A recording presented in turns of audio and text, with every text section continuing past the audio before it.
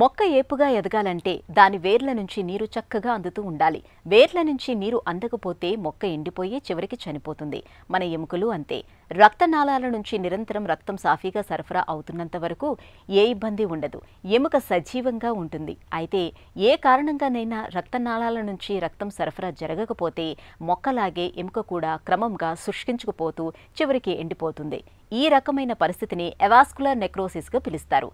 ఎముకను ఎండబెట్టే avascular నెక్రోసిస్కు ఇవాళ stem cell therapy కూడా బాగా ఉపయుక్తంగా ఉంటుంది. ఈ నేపథ్యంలో ఎవాస్కులర్ నెక్రోసిస్ గురించిన పూర్తి వివరాలని డాక్టర్ని అడిగి ఇప్పుడు తెలుసుకుందాం.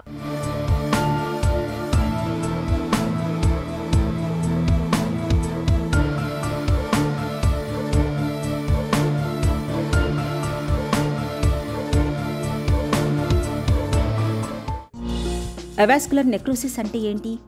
ఏవాస్కులర్ నెక్రోసిస్ అంటే బ్లడ్ సర్క్యులేషన్ తగ్గిపోవడాన్ని ఏవాస్కులర్ నెక్రోసిస్ అంటాము. అది ఎక్కువగా తుంటి ఎముక అంటే తుంటి ఎముకలో ఉన్నటువంటి హిప్ జాయింట్ అంటాం కదా, దానికి రక్త సరఫరా తగ్గిపోతుంది కొన్నిసార్లు కొన్ని కండిషన్స్లో. హిప్ జాయింట్ అంటే ఇప్పుడు ఇది ఫీమర్ అంటే థై బోను, దీనికి ఈ head of the femur and cup అనేలా ఉంటుంది, అది హిప్ జాయింట్ అంటాం. ఆ హిప్ జాయింట్లో ఉన్నటువంటి హెడ్ ఆఫ్ ది ఫీమర్ అంటే తొడ ఎముక పైభాగంలో ఉన్నటువంటి బాల్కి రక్త సరఫరా వెళ్ళేది తగ్గిపోవటాన్ని ఆస్టియోనెక్రోసిస్ ఆర్ ఏవాస్కులర్ నెక్రోసిస్ అని అంటాం. తుంటికీలులో ఎవాస్కులర్ నెక్రోసిస్ ఎందుకు వస్తుంది?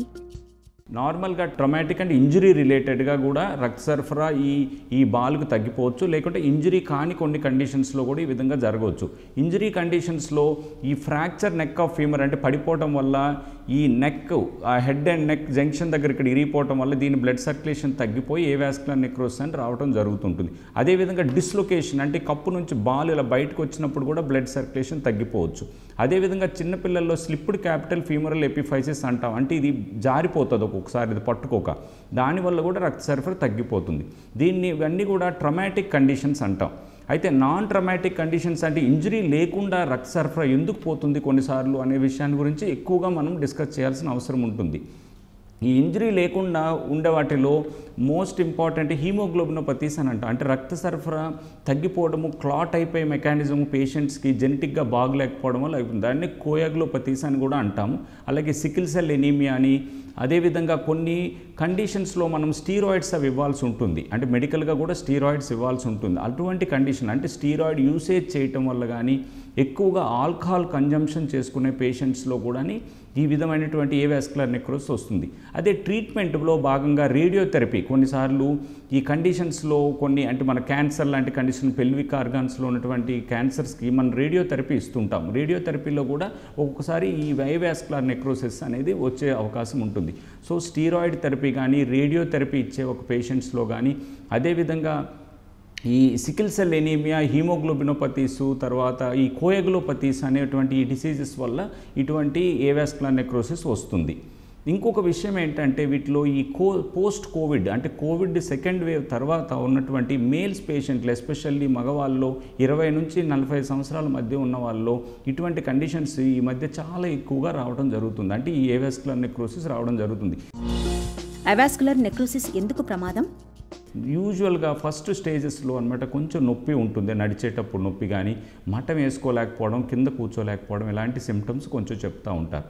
అదేవిధంగా ఎక్కువ ఒకేసారి సడన్గా ఒక్కోసారి ఇటువంటి చిన్న చిన్న సిమ్టమ్స్ ఒక 5-6 నెలల్లో ప్రోగ్రెస్ అయ్యి సడన్గా నడవలేకుండా పోతూ ఉంటారు. ఎందుకంటే అది ఆ చనిపోయిన బాల్ ఒక్కోసారి చిన్న మైక్రో క్రాక్స్ లాగా, అంటే సబ్కాండ్రల్ కొలాప్స్ అని అంటాము మెడికల్ టెర్మినాలజీలో, అది చిన్నగా విరిగిపోవటం వల్ల ఏమవుతుందంటే సడన్గా వాళ్ళు నడవలేకుండా అయిపోతూ ఉంటారు. సో ఇటువంటి చిన్న నొప్పి నుంచి సడన్గా పేషెంట్ నడవలేకపోకుండా అయ్యే వరకు కండిషన్స్ వరకు ఈ సిమ్టమ్స్ పేషెంట్ లక్షణాలు ఉంటాయి. స్టెమ్ సెల్ థెరపీ అంటే ఏంటి? ఏవియన్ హిప్స్లో ఎలా ఉపయోగపడుతుంది? మ్యాగ్నెటిక్ రెజొనెన్స్ ఇమేజింగ్ అంటే ఎంఆర్ఐ స్కాన్ హిప్ జాయింట్ తీయటం వల్ల వెరీ ఎర్లీ స్టేజెస్లో కూడా మనము దీన్ని ఐడెంటిఫై చేయొచ్చు, ఈ డిసీజ్ని ఐడెంటిఫై చేయొచ్చు. స్టేజ్ 1లో ఏంటంటే మనకి ఓన్లీ హెడ్ అంటే ఆ బాల్ అనేది కొంతవరకు ఇన్వాల్వ్మెంట్ ఉండి అది ప్యాచ్గా వైట్గా అయిపోయి అంటే రక్తం సరఫరా లేక అలాగా ఉంటుంది. స్టేజ్ 2, 3కి వచ్చేసరికి ఇంకా ఎక్కువ ఇన్వాల్వ్మెంట్ ఉంటుంది. స్టేజ్ 4 వచ్చేసరికి మనకి సబ్ కాండ్రల్ కొలాప్స్ అంటే ఇటువంటి హెడ్ షేప్ కూడా మారిపోతుంది. ఎందుకంటే ఈ డెడ్ బోన్ అనమాట దాన్ని సపోర్ట్ చేయదు. ఈ కార్టిలేజ్ అంటే ఎముక చివరి భాగంలో ఉన్న వైట్ మెటీరియల్ని కార్టిలేజ్ అంటాం. ఆ కార్టిలేజ్ని కింద ఉన్నట్టు సబ్ కాండ్రల్ అంటే కార్టిలేజ్ కింద ఉన్న బోన్ డెడ్ అయిపోవడం వల్ల సపోర్ట్ చేయక ఈ స్మూత్ సర్ఫేస్ పోతుంది. పోయేది కొలాప్స్ అయిపోతూ ఉంటుంది. దాన్ని స్టేజ్ 4 అంటాం. సో ఈ స్టేజింగ్ 0, 1, 2, 3, 4 అని తీసుకుంటే 1, 2 వరకు మనకి ఈ స్టెమ్ సెల్ థెరపీ అనేది యూజ్ అవుతుంది.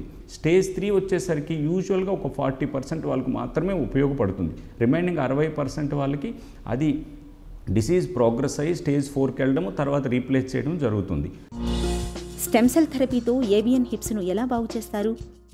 మనం ఈ ఏవాస్కులర్ నెక్రోసిస్లో చేసే పని ఏంటంటే బాడీలో ఉన్నటువంటి బోన్ మ్యారో అనేది ఇలియాక్ క్రెస్ట్ అనే ఒక తుంటి ఎముకలో ఉన్నటువంటి పెద్ద బోన్ ఇలియం అంటాం. దాని నుంచి ఒక నీడిల్ ద్వారా దాదాపు ఒక 60 to 70 ml of bone marrow తీసుకుంటాం. ఆ బోన్ మ్యారో తీసుకొని అది సెంట్రిఫ్యూజ్ చేస్తాం. సెంట్రిఫ్యూజ్ చేసి దాంట్లో మ్యారో కాన్సన్ట్రేట్ బీమ్యాక్ అని అంటాం. Bone marrow concentrate which contains lot of stem cells అంటే ప్లూరిపోటెంట్ సెల్స్ అంటాం. ఆ ప్లూరిపోటెంట్ సెల్స్ అంటే అవి ఏ ఆర్గాన్లో పెడితే ఆ ఆర్గాన్ కింద మనకి తయారవ్వడానికి ఉపయోగపడతాయి. సో ఈ 60 ml బోన్ మ్యారో తీసుకొని సెంట్రిఫ్యూజ్ చేస్తే దాదాపు 5 నుంచి 6 ml ఆఫ్ 5 to 6 ml అనేది ఒక మిల్లీలీటర్స్ ఒక కాన్సన్ట్రేట్ మెటీరియల్ వస్తుంది. దాంట్లో రిచ్గా అంటే లాట్ ఆఫ్ స్టెమ్ సెల్స్ ఉంటాయి, ప్లూరిపోటెంట్ సెల్స్. దాన్ని మనం తీసుకొని ఈ హిప్ జాయింట్లో మల్టిపుల్ హోల్స్ వేయడం జరుగుద్ది. ఫస్ట్ మల్టిపుల్ హోల్స్ వేయడాన్ని డీకంప్రెషన్ అంటాం. ఎందుకు డీకంప్రెస్ చేస్తామంటే ఈ లోపల ఉన్నటువంటి ప్రెషర్ వల్ల కూడా బ్లడ్ సర్క్యులేషన్ తగ్గిపోతూ ఉంటుంది. ప్రెషర్ ఒక ఐటెంలో ఒక ప్రెషర్ ఉందంటే రక్తనాళం వెళ్ళేది అనమాట కొలాప్స్ అయిపోవచ్చు. అందువల్ల ఫస్ట్ ఏం చేస్తాము, దీన్ని కోర్ డీకంప్రెషన్ అని చేస్తాం. అంటే మల్టిపుల్ ఈ డెడ్ బోన్లోకి హోల్స్ లాగా వేస్తాం. వేసిన తర్వాత ఈ తీసుకున్నటువంటి 5-6 ml ఆఫ్ స్టెమ్ సెల్స్ని మనం అక్కడ లోపలికి ఇంజెక్ట్ చేయడం జరుగుతుంది. ఇంజెక్ట్ చేసి బయట భాగంలో బోన్ వ్యాక్స్ పెట్టి అది బయటికి రాకుండా మనం బ్లాక్ చేస్తాం. దీనివల్ల ఈ స్టెమ్ సెల్ వెళ్ళినవన్నీ కూడా ఆ ప్లూరిపోటెంట్ సెల్స్ ఈ ఆస్టియోసైట్స్ ఆస్టియోబ్లాస్ట్ కింద మారి ఈ డెడ్ బోన్ని మనకి రీప్లేస్ విత్ న్యాచురల్ బోన్ కింద రీజనరేట్ అవుతుంది. రీజనరేట్ చేయటం వల్ల ఈ బోన్ షేప్ కానీ ఈ బాల్ షేప్ కానీ పాడవకుండా ఉండడం, న్యాచురల్గా ఉండడం జరుగుతుంది. ఇది ఎర్లీ స్టేజెస్లో ఈ స్టెమ్ సెల్ థెరపీ అనేది చాలా చాలా యూస్ఫుల్గా ఉంటుంది. ఎస్పెషల్లీ పోస్ట్ కోవిడ్ పేషెంట్స్కి చాలా ఉపయోగపడుతుంది ఇది.